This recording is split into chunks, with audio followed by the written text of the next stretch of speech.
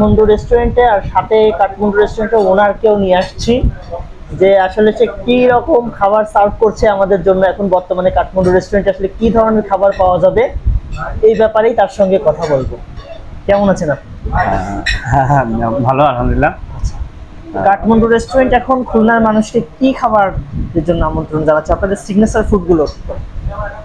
এই কাঠমান্ডু রেস্টুরেন্ট খুলনায় অনেকদিন হয়েছে, আপনারা জানেন, পরিচালনা এসেছে এখানে। আচ্ছা। তো আমরা এখানে চেষ্টা করি খুলনার ঐতিহ্যবাহী যে খাবারগুলো সেগুলো ট্র্যাডিশনাল ফুডগুলো সার্ভ করা। ব্র্যান্ড করার জন্য, মানে খুলনাকে খাবারের মাধ্যমে খুলনাকে চিনুক। খুলনার যে লোকাল যে খাবারগুলো আছে, বিশেষ করে যে আমাদের খুলনার ঐতিহ্যবাহী যেটা খুবই জনপ্রিয়, এখন মানুষ জানে খুলনা মানে চুইঝাল। চুইঝাল। তো আমরা চুইঝালের আইটেমটা দিয়ে বেশ কিছু আইটেম এখানে করছি। এর ভিতর হলো হাঁসের মাংসটাও আমাদের উপকূলীয় অঞ্চলে প্রচুর কিন্তু হাঁস হয়, দক্ষিণ অঞ্চলে, এবং যেহেতু নদী মাতৃক দেশ এবং এখানে প্রচুর হাঁস হয়, তো আমরা